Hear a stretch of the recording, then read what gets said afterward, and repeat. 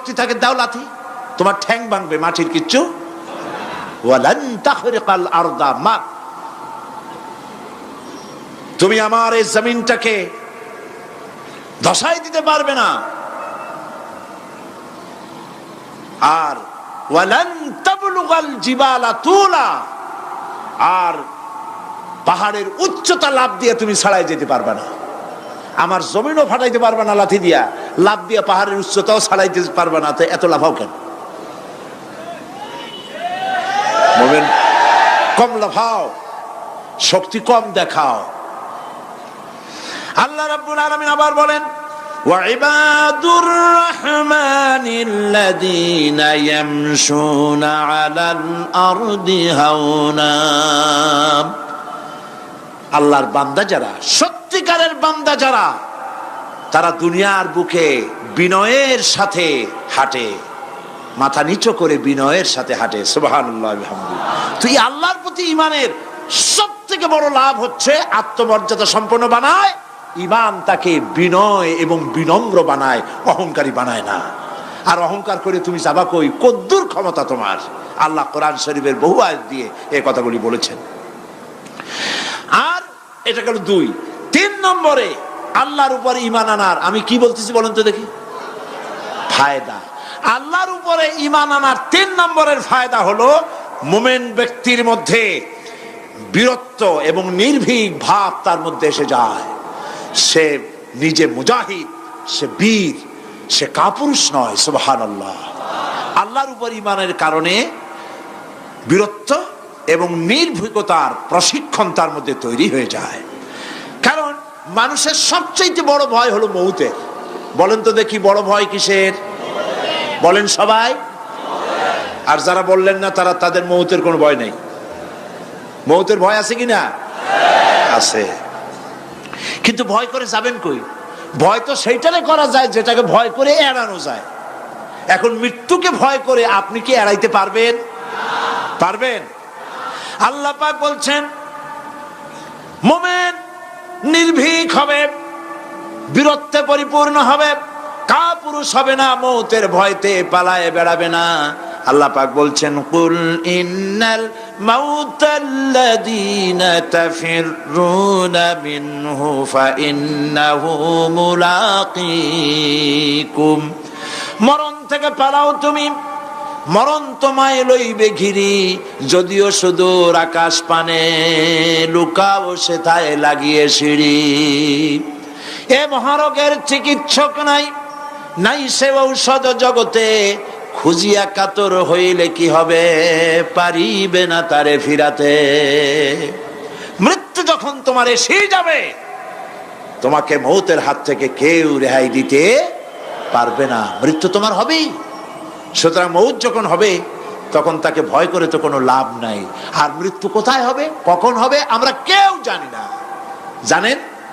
ওমা তাদরি নাফসুম বিআইয়ি আরদিন তামুত, কোন মাঠে, কোন ময়দানে কখন মৌত হবে কারো জানা নাই।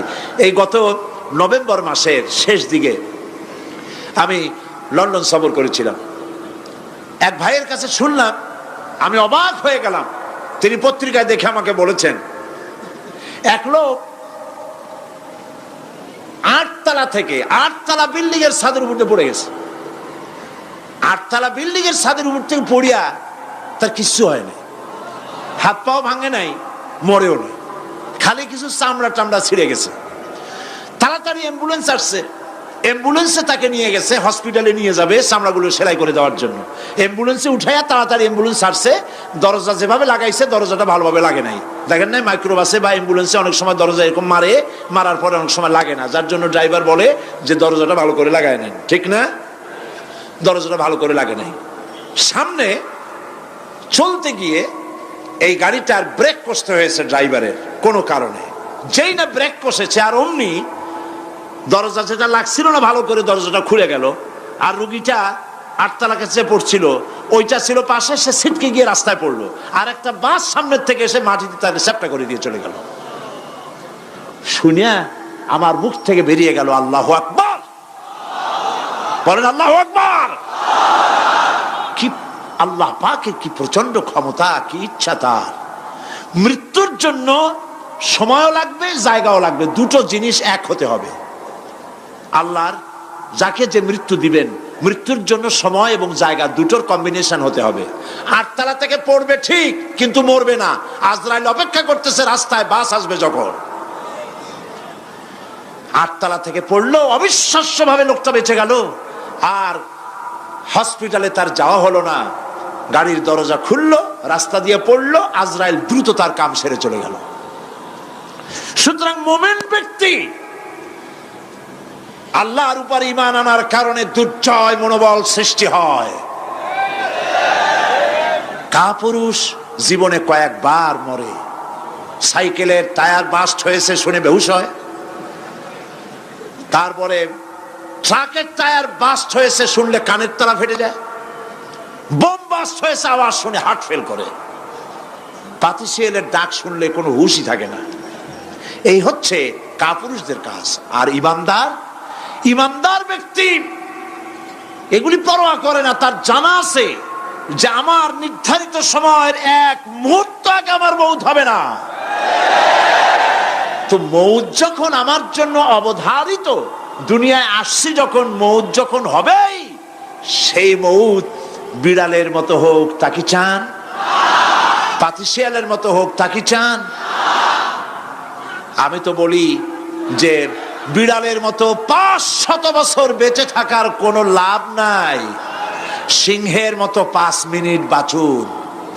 মির্জাফরের মতো 50 বছর বেঁচে থাকায় লাভ নাই। খালিদ বিন ওলীদের মতো, সিরাজউদ্দৌলার মতো বেঁচে থাকুন।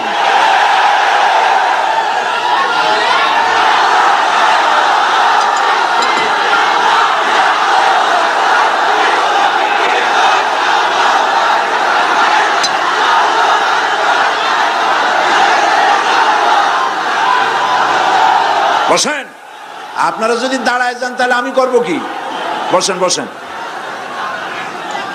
সেই জন্য এই ক্ষণস্থায়ী জীবনকে কেন সেই অনন্ত সুখময় জীবনের জন্য উৎসর্গ করে দেব না, যা আল্লাহর কাছে পাওয়া যাবে কিয়ামতের দিন। দেখেন, মৃত্যু হওয়া উচিত মুসলমানদের, শাহাদাতের মৌত হওয়া উচিত। কি মৌত হওয়া উচিত?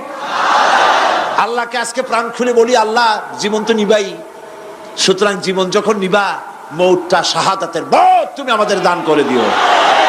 কাপুরুষের মতো মরতে চাই না, শাহাদাতের মৌত চাই। সুবহানাল্লাহ বলেন, আমিন বলেন।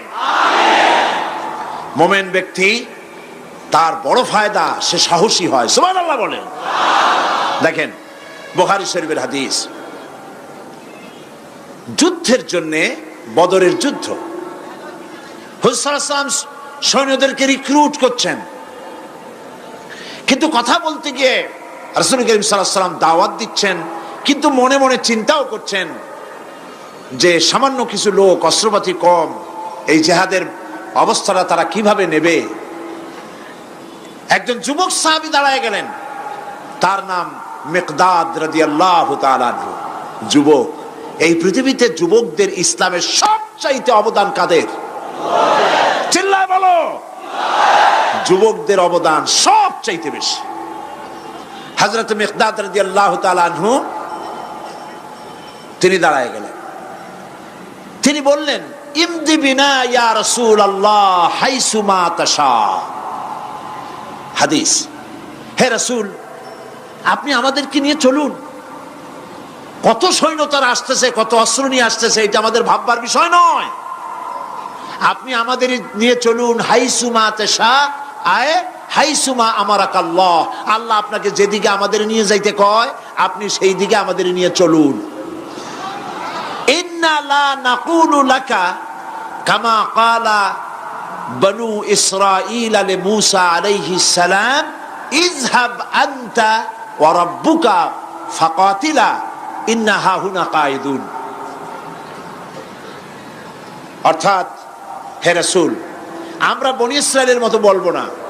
শোনেন, আমরা বনি ইসরাইলের মতো বলবো না যে মুসা, তুমি এবং তোমার আল্লাহ এই দুইজনে গিয়ে ফেরাউনের বিরুদ্ধে যুদ্ধ করো, আমরা যাবো না, আমরা বসে থাকবো। এই কথা আমরা বলবো না।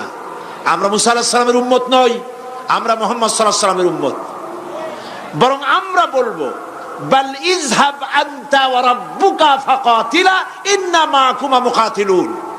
বরং আমরা বলবো আপনি চলুন,